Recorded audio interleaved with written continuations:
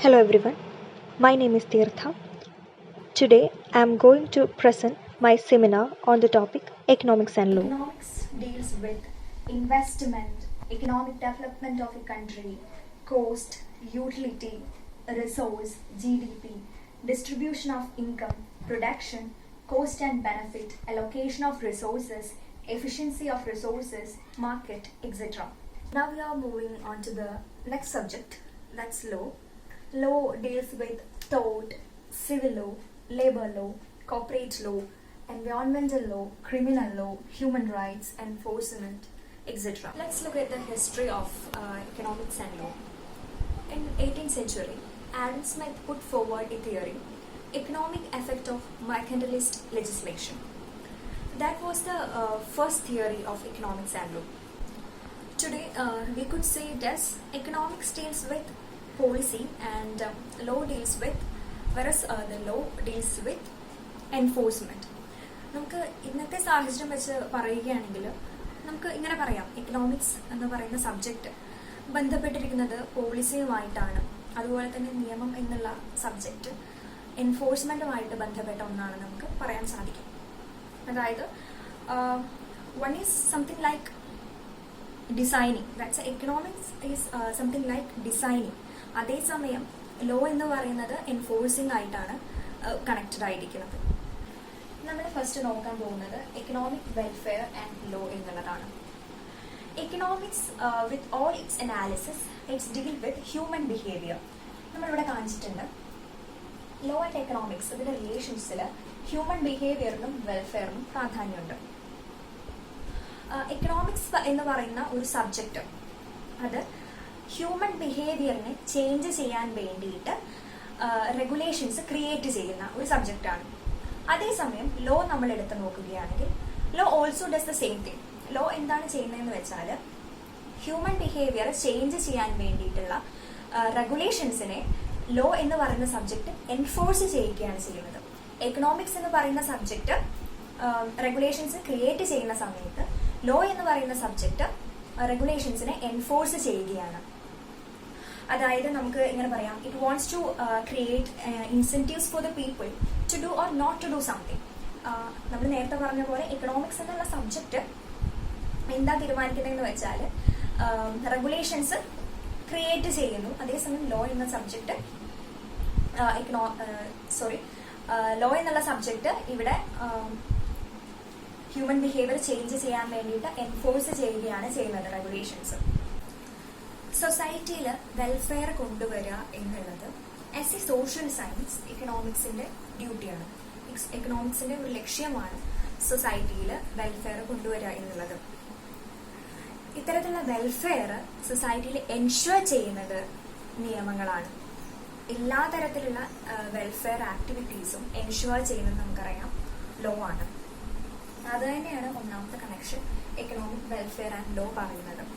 അതിനു വേണ്ടിയിട്ട് ഇപ്പൊ നമുക്ക് പറയാം ഒരുപാട് ആക്ടുകളെല്ലാം ഗവൺമെന്റ് കൊണ്ടുവരുന്നുണ്ട് ഇത്തരത്തില് വെൽഫെയർ എൻഷുർ ചെയ്യാൻ വേണ്ടിയിട്ട്. ഇപ്പൊ നമുക്ക് ഈക്വൽ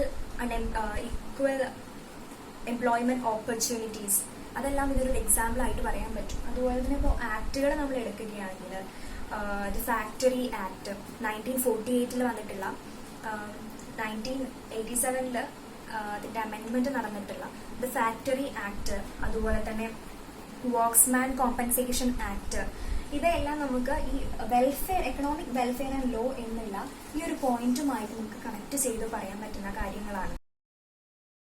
ഞാൻ നേരത്തെ സൂചിപ്പിക്കുകയുണ്ടായി, ഗവൺമെന്റ് ഒരുപാട് ആക്ടുകൾ വെൽഫെയറിന് വേണ്ടി കൊണ്ടുവരാറുണ്ട്, അതുപോലെ പോളിസീസ് കൊണ്ടുവരാറുണ്ട്, which is passed by the legislation.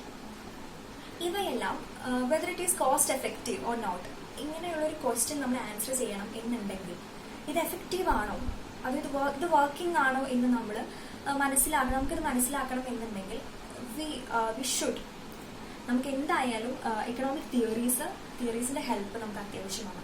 We need economic theories. Economic theories അതായത് ഇപ്പോൾ നമുക്കൊരു എക്സാമ്പിൾ എടുക്കാം. As we all no, this is the situation of COVID-19. നമ്മുടെ ഗവൺമെന്റ് ഒരു പോളിസി കൊണ്ടുവന്നു, പബ്ലിക്കിലേക്ക് ഇറങ്ങുന്ന എല്ലാവരും മാസ്ക്, ഗ്ലൗസ് ഇത്തരത്തിലെല്ലാം നിർബന്ധമായും ഉപയോഗിക്കണം എന്ന് പറഞ്ഞിട്ട്. Now you will need to analyze whether it is working properly.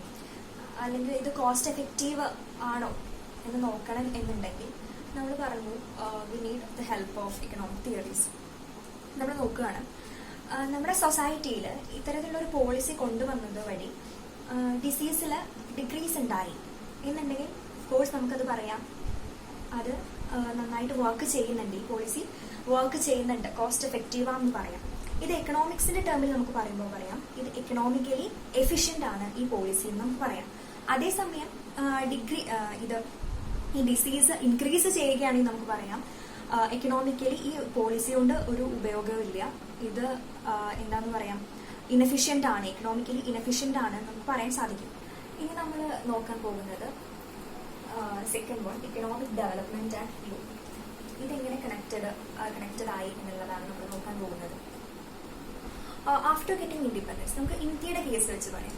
After getting independence, that is after 1947, there were lot of problems including poverty and education, unemployment, ഇങ്ങനെ ഒരുപാട് പ്രോബ്ലംസ് ഇന്ത്യൻ സൊസൈറ്റിയിൽ ഉണ്ടായിരുന്നു.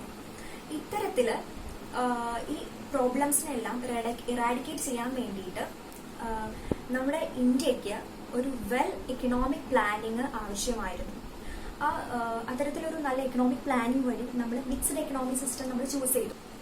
Economic welfare സൊസൈറ്റിയിൽ ഉണ്ടാവുന്ന സമയത്ത് of course economic development സൊസൈറ്റിയിൽ ഉണ്ടാകുന്നു. അതായത് സൊസൈറ്റിയിലേക്ക് ലോ ഇംപ്ലിമെന്റ് ചെയ്യുന്ന സമയത്ത് സമൂഹത്തിൽ എക്കണോമിക് വെൽഫെയറും എക്കണോമിക് ഡെവലപ്മെന്റും ഉണ്ടാകുന്നു. ഇനി നമ്മൾ നോക്കാൻ പോകുന്നത് മൂന്നാമത്തെ റിലേഷനാണ്. തേർഡ് റിലേഷൻ എന്ന് പറയുന്നത് economic inequalities and law.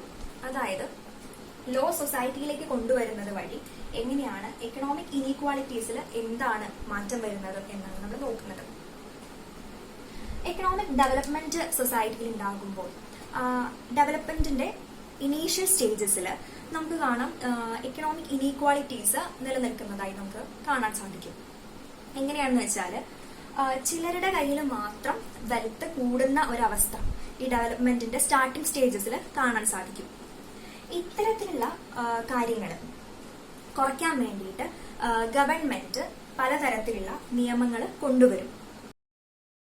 Next നമ്മൾ നോക്കാൻ പോകുന്നത് the fourth relation, law and technological development. സൊസൈറ്റിയിൽ ഡെവലപ്മെന്റ് ഉണ്ടാവുന്ന സമയത്ത് ഡെവലപ്മെന്റ് വേണം എന്നുണ്ടെങ്കിൽ ടെക്നോളജിക്കലായിട്ടും ഓഫ് കോഴ്സ് ഡെവലപ്മെന്റ് അത്യാവശ്യമാണ്. അതായത് ഇത്തരത്തിൽ നമ്മൾ ടെക്നോളജിക്കൽ ഡെവലപ്മെന്റ് ഉണ്ടാകുമ്പോൾ അത് ഓരോ ഇൻസ്റ്റിറ്റ്യൂഷൻസിലും റിഫ്ലക്ട് ചെയ്യും. ഈ ടെക്നോളജിക്കലായിട്ട് വർക്ക് ചെയ്യുന്ന ടെക്നിക്കലായിട്ട് വർക്ക് ചെയ്യുന്ന ഒരുപാട് ഇൻസ്റ്റിറ്റ്യൂഷൻസിന് ഇതിന്റെ പ്രോഫിറ്റ് കാര്യങ്ങളെല്ലാം ലഭിക്കുകയും ഒക്കെ സ്വാഭാവികമാണ്. ഇപ്പോൾ ഒരു കമ്പനി, ഒരു എക്സാമ്പിൾ ആയിട്ട് പറയാം, ഒരു കമ്പനി ഒരു ഫോർമുല ഉണ്ടാക്കി, അവരുടെ പ്രൊഡക്ട്സിന് വേണ്ടിയിട്ട് ഒരു ഫോർമുല ഉണ്ടാക്കി.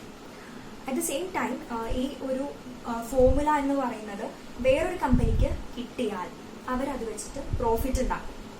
ഇതൊരു ക്ലാഷിന് വഴിവെക്കുന്ന ഒരു സംഭവമാണ്. നമുക്ക് ഈ ക്ലാഷ് ഇല്ലാതാക്കണം എന്നുണ്ടെങ്കിൽ അതിന് വേണ്ടിയിട്ട് ഗവൺമെന്റ് ഒരുപാട് നിയമങ്ങൾ കൊണ്ടുവന്നിട്ടുണ്ട്. ഇതിൽ ലാസ്റ്റ് വൺ എന്ന് പറയുന്നത് കൺസ്യൂമർ പ്രൊട്ടക്ഷൻ ആൻഡ് ലോ എന്നുള്ളതാണ്.